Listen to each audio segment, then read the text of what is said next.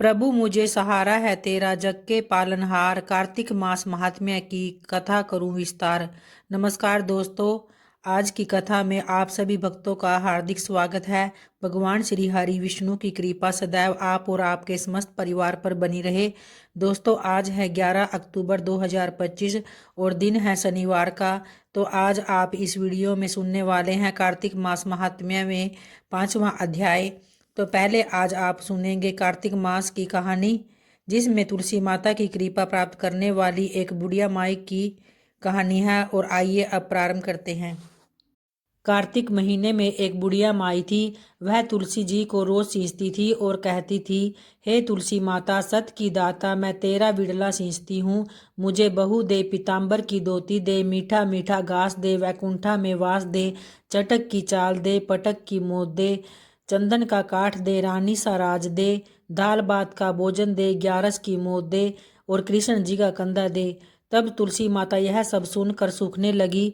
तो भगवान कृष्ण ने आकर पूछा कि हे तुलसी, तुम क्यों सूख रही हो। तुलसी माता ने कहा कि एक बुढ़िया रोज आती है और यही बात कह जाती है, मैं सब बात तो पूरा कर दूंगी, लेकिन कृष्ण जी का कंधा कहाँ से लाऊंगी। तो भगवान बोले, जब वो मरेगी तो मैं अपने आप कंधा दे आऊँगा, तू बुढ़िया माई से कह देना। बाद में बुढ़िया माई मर गई। सब लोग आ गए। जब माँ को ले जाने के लगे तो वह किसी और से न उठी। तब भगवान एक 12 बरस के बालक का रूप धारण करके आए। भगवान ने कहा, मैं कान में एक बात कहूँगा तो बुढ़िया माई उठ जाएगी। बालक ने कान में कहा, बुढ़िया माई मन की निकाल ले, पीताम्बर की धोती ले, मीठा मीठा घास ले, वैकुंठ का वास ले, चटक की चाल ले, पटक की मोत ले, कृष्ण जी का कंधा ले। तो यह सुनकर बुढ़िया माई हल्की हो गई। तब भगवान ने कंधा दिया और बुढ़िया माई को मुक्ति मिल गई। हे तुलसी माता, जैसे बुढ़िया माई को मुक्ति मिली है वैसे ही आप सबको देना। जय तुलसी माता की। आइए भक्तों, अब प्रारंभ करते हैं कार्तिक मास महात्म्य का 5वां अध्याय। राजा पृथु बोले, हे नारद जी, आपने कार्तिक मास में स्नान का फल तो कह दिया है। अब अन्य मासों में विधि पूर्वक स्नान करने की विधि, नियम और उद्यापन की विधि भी मुझे बतलाइए। तो इस पर देवर्षि नारद ने कहा, हे राजन, आप भगवान विष्णु के अंश से उत्पन्न हुए हैं, अतः यह बात आपको ज्ञात ही होगी। फिर भी आपको यथाचित विधान बतलाता हूँ। आश्विन मास में शुक्ल पक्ष की एकादशी से कार्तिक के व्रत करने चाहिए। ब्रह्म मुहूर्त में उठकर जल का पात्र लेकर गांव से बाहर पूर्व अथवा उत्तर दिशा में जाना चाहिए।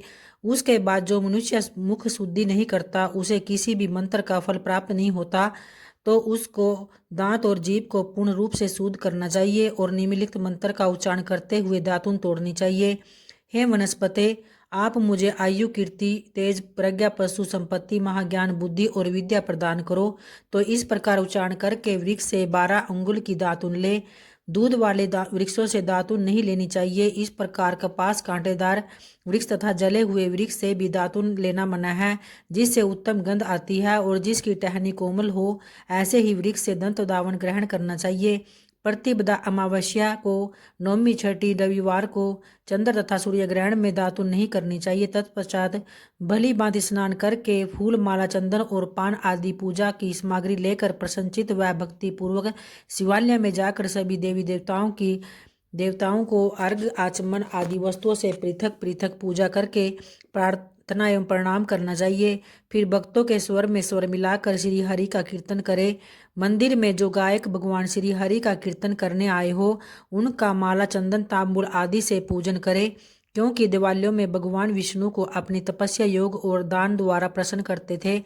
परंतु कलयुग में भगवत गुणगान को ही भगवान श्री हरि को प्रसन्न करने का एकमात्र साधन माना गया है। तो इस पर नारद जी राजा पृथु से बोले, हे राजन, एक बार मैंने भगवान से पूछा कि हे प्रभु, आप सबसे अधिक कहाँ निवास करते हैं। इसका उत्तर देते हुए भगवान ने कहा कि हे नारद, मैं वैकुंठ या योगियों के हृदय में ही निवास नहीं करता, अपितु जहाँ भी मेरे भक्त रहते हैं और मेरा कीर्तन करते हैं, मैं वहाँ सभी जगह पर निवास करता हूँ। जो मनुष्य चंदन, माला आदि से मेरे भक्तों का पूजन करते हैं, उनसे मेरी ऐसी प्रीति होती है कि जैसी कि मेरे पूजन से भी नहीं हो सकती। तो इस पर नारद जी ने फिर से कहा, शीर्ष, दतूरा, गिरजा, चमेली, केसर, कंदार और कटहल के फूलों व चावलों से भगवान विष्णु जी की पूजा नहीं करनी चाहिए। अड़हल, कंद, गिरीश, जूही, मालती और केवड़ा के पुष्पों से भगवान शंकर जी की पूजा नहीं करनी चाहिए। जिन देवताओं की पूजा में जो फूल निर्दिष्ट हैं उन्हीं से उनका पूजन करना चाहिए। पूजन समाप्ति के बाद भगवान से क्षमा प्रार्थना करें। यथा हे सुरेश्वर, हे देव, मैं मंत्र जानता हूँ न क्रिया, मैं भक्ति से ही विहीन हूँ। मैंने जो कुछ भी आपकी पूजा की है उसे पूरा करे। ऐसी प्रार्थना करने के पश्चात साष्टांग प्रणाम करके भगवत कीर्तन करना चाहिए, श्री हरि की कथा सुननी चाहिए और प्रसाद ग्रहण करना चाहिए। जो भी मनुष्य उपरोक्त विधि के अनुसार कार्तिक मास का व्रत का अनुष्ठान करते हैं वह जगत के सभी सुखों को भोगते हुए अंत में मुक्ति को प्राप्त करते हैं। तो प्रेम से बोलिए भगवान श्री हरि विष्णु और माता लक्ष्मी की जय। और आइए भक्तों, अब तुलसी माता जी की आरती का श्रवण करेंगे। तुलसी महारानी नमो नमो, हरि की पटरानी नमो नमो, धन तुलसी पूर्ण तप कीनो, शालिग्राम बनी पटरानी, जाके पत्र मंजरी कोमल, श्रीपति कमल चरण लपटानी। तुलसी महारानी नमो नमो, हरि की पटरानी नमो नमो, धूप दीप नैवेद्य आरती, पुष्पन की वर्षा बरसानी, 56 भोग 36 व्यंजन, बिन तुलसी हरि एक न मानी।